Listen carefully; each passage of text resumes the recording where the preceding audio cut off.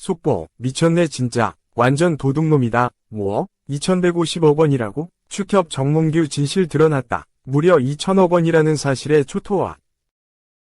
위기에 몰린 정몽규 대한축구협 회장이 이제는 지안니 인판티노 국제축구연맹 피파 회장의 발언을 언론에 직접 공개하며 자기 합리화를 시도하는 듯한 모습을 보여 논란이 일고 있다. 정 회장은 지난 29일 경희대 서울 캠퍼스 평화위 전당에서 아시아축구연맹 AFC이 개최한 애뉴얼 어워즈 2023에 참석했다. 이날 정 회장은 인판티노 회장의 발언을 대신 취재진의 발표에 눈길을 끌었다.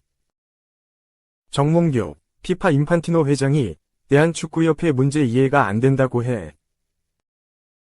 그는 피파에서도 보고를 많이 했는데 인판티노 회장이 잘 이해가 안 된다는 말씀을 많이 하셨다. 결국에는 회장 책임이 아니냐는 이야기였다고 강조했다. 그러면서 인판티노 회장이 대한민국에서 일어나는 일에 대해 잘 이해하고 있는 것 같다. 피파에서도 미디어에 나온 부분을 모니터링하는 것 같다며 대한축구협회 논란을 국내에서 너무 현미경으로 본 것 같다는 아쉬움이 있다. 전력강화위원회에서 추천했고 적절한 조치를 통해 임명했다는 말로 홍명보 감독 선임 절차에 큰 문제가 없었다는 뜻을 다시금 내비쳤다. 이 발언은 축구 팬들의 분노만 더 키웠다. 인판티노 회장이 직접 언론 앞에 드러낸 발언도 아니고 감독 선임 절차에 문제가 있다는 지적을 받는 정 회장이 셀프 보호를 한 것 아니냐는 의견도 나왔다. 여론이 악화되자 대한축구협회 측은 인판티노 회장의 발언은 200개가 넘는 피파 회원국 축구협회 대다수가 대표팀 감독을 축구협회장이 뽑는 구조라는 데 비춰 한국은 문제가 없다는 취지였다고 해명했다. 최근 정 회장은 홍 감독 선임 절차 문제와 관련해 지난달 24일 열린 국회 문화체육관광위원회 현안 질의에 참석했다. 그는 사선 도전을 포기하라는 국회의원들의 질의에 거취 문제는 대한민국 축구 발전을 위해 모든 가능성을 심사숙고해서 결정하겠다. 역사가 평가할 것이라며 사실상 용퇴를 거부했다. 이뿐 아니라 민감한 사안에 관한 질문이 쏟아지자 모르겠다. 기억이 안 난다. 등 모르쇠식의 답변으로 일관했다. 또한 지난 24일 실시된 국회 문화체육관광위원회 종합국정감사에서는 홍 감독 선임이 절차적 문제가 있는 것 아니냐는 질의에 완벽하게 모든 것을 다 잘한다고 말할 수는 없지만 규정에 따라 열심히 잘했다면서 30여 년 동안 대한민국 남자대표팀 감독 선임에는 항상 문제와 반대 의견이 있었다. 언제나 논란이 됐다고 답했다. 그야말로 정 회장이 대중의 눈치를 보지 않는구나 라고 느껴지는 지점이었다. 자신을 향한 비판이 쏟아짐에도 아랑곳하지 않는 정 회장의 위중은 무엇일까? 정 회장에게 작심 발언을 날린 박문성 축구 해설위원의 멘트가 떠올랐다. 박 의원은 정 회장과 함께 지난달 24일 열린 국회 현안 질의에 참석해 정 회장은 대기업 가문이 자제로 태어났고 어렸을 때부터 최고 엘리트로 살아왔다. 일반적으로 살아가는 사람과 다른 삶을 살아와 다른 생각을 하고 있구나. 그래서 우리들의 눈치를 보지 않는구나 라고 생각했다. 며 소신 발언을 했다. 이어 왜 눈치를 보지 않지라고 고민하니 대한축구협회 밖의 사람들은 협회에 개입할 수 없다. 아무리 국민들과 팬들이 경기장에서 정몽규 아웃, 홍명보 아웃을 외쳐도 협회 입장에서는 그래서 어떻게 할 건데 라고 말할 수도 있다. 국민들은 선거를 통해 대한축구협회장을 뽑을 수 없다. 그래서 정 회장은 국민들의 눈치를 보지 않아도 된다. 심지어 국민들이 선출한 국회의원의 눈치도 보지 않는다고 덧붙였다. 실제 정 회장은 대한축구협회 문제와 관련해 대중이 분노를 표출했음에도 여전히 자신이 옳다는 식의 행동을 취하고 있다.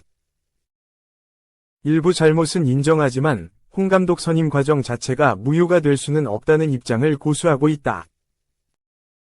이에 아주경제는 해당 사안과 관련해 축구계 저명한 인사의 이야기를 직접 들어봤다. 축구 해설위원이자 명지대 기록정보과학전문대학원에서 스포츠 기록 분석학을 전공하는 제자들을 양성하고 있는 신문선 교수는 홍 감독 선임 논란의 절차적 문제를 지적하는 등 대한축구협회 잘못된 행정에 직서를 날린 바 있다. 신 교수는 정 회장이 인판티노 피파 회장의 발언을 공개한 상황을 심각하다고 봤다. 그는 우리가 보통 피파를 부를 때 마피아라는 표현을 많이 쓴다. 지금 정 회장의 행위는 마피아의 졸개 역할을 하는 것이라며 문화체육관광부에서 홍 감독 선임에 관한 공정성이 실종됐다고 지적했는데 정 회장은 지금 피파 위임에 기대고 있다. 마치 마피아에게 손을 빌려 우산을 쓰고 있는 셈이라고 강도 높게 비판했다. 아울러 지금 정 회장은 마피아에 기대서는 안 된다. 대한축구협회는 정부로부터 돈을 받는다. 또한 문화체육관광부의 중간감사에서 홍 감독 선임에 문제가 있다고 하는데 마피아의 입을 빌려 잘하고 있다. 문제가 없다고 얘기하는 건 어불성설이라고 꼬집었다. 특히 신 교수는 인판티노 회장의 발언의 의도는 정 회장이 해석한 것과 다소 차이가 있을 수 있다고 짚었다.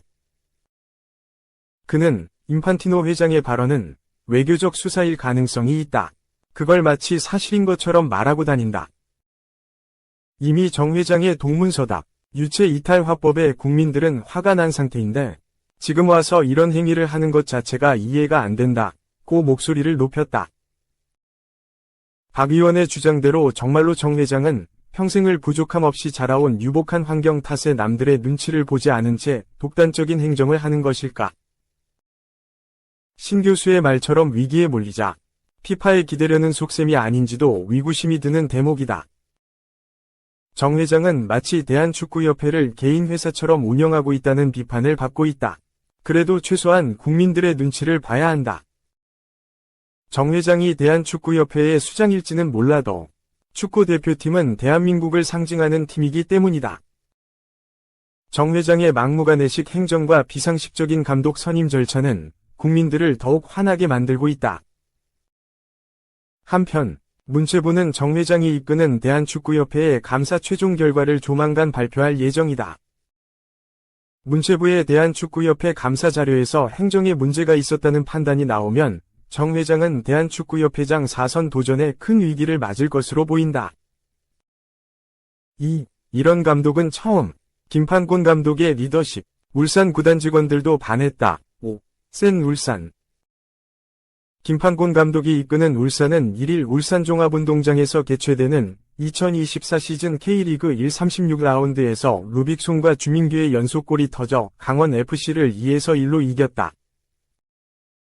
이로써 울산, 승점 68점, 은 2위 강원, 승점 61점과 승점 차이를 7점으로 벌리며 잔여 경기에 상관없이 K리그 1, 3연패를 확정지었다. 울산 레전드 김판곤 감독은 현역 시절에 이어 감독으로서 울산에서 모두 우승을 차지하는 진기록의 보유자가 됐다. 울산의 역대 5번이 우승해서 김 감독의 지분이 매우 크다. 축구 감독은 대규모의 선수단을 거느리고 통제해야 하는 직업이다. 결국 사람 사이의 관계를 잘해야 성공할 수 있다. 선수들뿐만 아니라 구단에 소속된 모든 직원들이 자기 역할을 잘해줘야 우승이라는 결실을 맺을 수 있다. 김판곤 감독은 리더십에서도 연륜이 묻어나왔다. 경기장에서는 강한 카리스마로 선수단을 이끌지만 뒤에서는 세심한 배려도 잊지 않았다. 울산의 우승 축하연에서 뒷이야기를 들을 수 있었다. 김광국 울산 대표는 축구단을 이끌면서 이런 감독은 처음 본다. 김판곤 감독이 울산의 구단 직원 전원에게 선물을 돌렸다. 위에서부터 아래까지 누구 한 명 빠지는 사람 없이 모두 똑같은 선물을 주셨다. 며 감동을 받았다. 작은 일을 엿봐도 그 사람의 인품이 보인다. 김판곤 감독은 구단 숙소를 청소해 주시는 아주머니와 밥을 지어주시는 아주머니들 등 구단의 모든 구성원들을 똑같이 인격적으로 대우했다며 칭찬이 자자했다.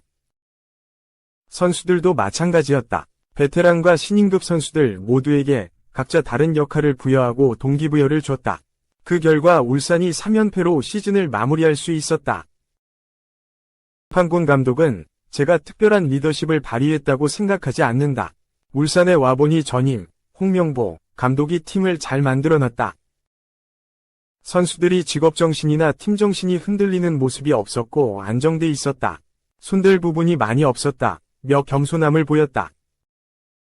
물론 힘든 시기도 있었다. 김 감독은 중간에 시간이 지날수록 쉽지 않았다.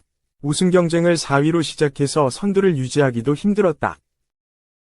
어려운 경험을 했다. 지난 한 달은 잘못된 선택을 했는지 후회를 한 적도 있다. 고 고백했다. 결국 김판곤 감독은 자아성찰을 통해 어려움을 극복했다. 그는 ACL과 리그를 같이 하는 게 힘들었고 반드시 우승해야 한다는 부담이 심했다. ACL 결과도 안 좋아 팬들이 실망하셨다.